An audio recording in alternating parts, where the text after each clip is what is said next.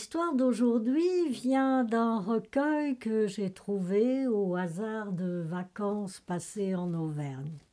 Eh oui, les enfants, avant, on pouvait voyager. Aujourd'hui, il nous reste le voyage virtuel ou imaginaire. Alors, je vous emmène dans l'espace-temps, en Auvergne, bien sûr, mais il y a très longtemps. C'est bien simple, le héros de cette histoire laboure encore avec une arère en bois. Mais commençons par le début. Nous sommes donc dans un petit village d'Auvergne, quelques maisons accrochées au rocher, et puis là en haut un vieux donjon, vestige de fortifications anciennes.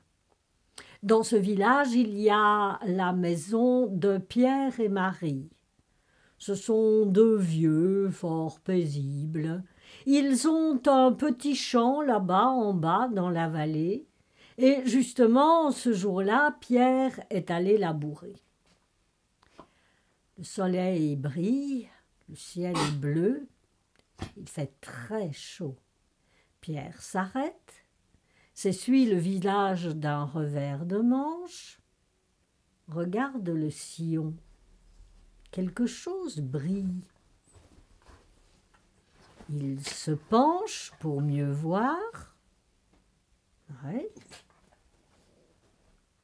Il se baisse. Qu'est-ce que c'est que ça? Qu'est-ce qui brille comme ça? Oh, c'est peut-être un trésor, on ne sait jamais. Il y en a qui disent qu'on en trouve parfois comme ça, hein, que dans le sol, depuis longtemps.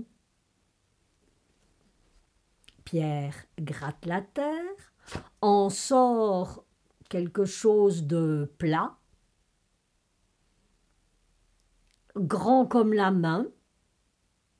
Il le soupèse, ça pèse son poids, mais les bords sont un peu coupants. Il frotte l'objet avec sa manche pour en enlever la terre, et plus il frotte, et plus l'objet brille. Alors il le fait tourner à gauche, à droite, dans le soleil, l'admire et... Oh! Oh!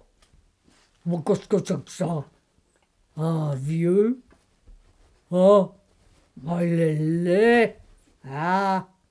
Tout ridé, et puis avec sa verrue, là, sur le nez, oh là là! Ah ouais, elle est toujours là. Ouais. Je sais pas ce que c'est. Faudra que j'en parle à l'instituteur. Vous avez deviné. Pierre a trouvé un miroir. Seulement, à cette époque-là et dans ces campagnes-là, des miroirs, personne n'en a jamais vu. Les miroirs, c'est dans les maisons des riches, dans les villes. Bon, revenons à Pierre. Le miroir est dans sa poche. Il poursuit sa journée, et puis le soir venu, il rentre chez lui. Marie est occupée à tremper la soupe. Elle regarde son mari. Lui, il enlève sa veste en soupirant de contentement. La journée est finie. Il accroche la veste à un clou près du lit et vérifie le plus discrètement possible que l'objet est toujours dans sa poche. Mais Marie l'a vu et elle voit quelque chose qui brille dans la poche de son mari. « Qu'est-ce que c'est, Pierre, qu'il y a dans ta poche ?»« Oh, c'est rien. »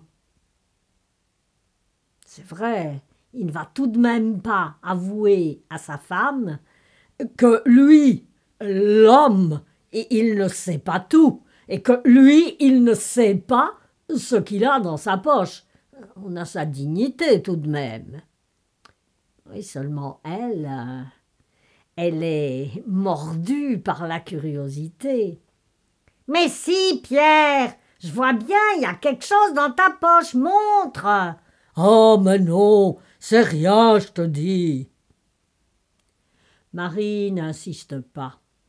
Son Pierre, elle le connaît depuis le temps. Il n'en démordra pas, il a la tête dure. Mais tout à l'heure, quand il sera couché, elle verra bien. Tous deux mangent la soupe, et puis Pierre, fatigué de sa journée de labour, va tout de suite se mettre au lit. Et Marie, contrairement à ses habitudes, ne le rejoint pas tout de suite. Elle tourne et tourne dans la pièce, elle range, dérange, re-range. Ça y est, il ronfle.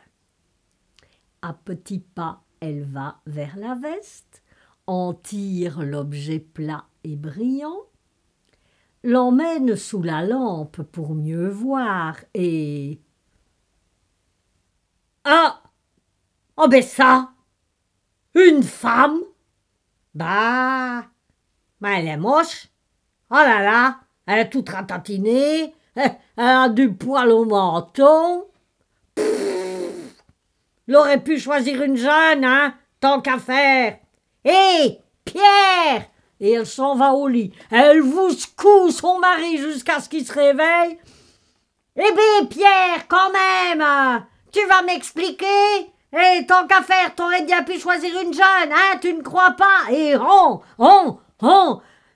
sur le pauvre Pierre s'abat une volée de coups. Oh là là là là là là, mes amis, il s'en souvient encore. À demain.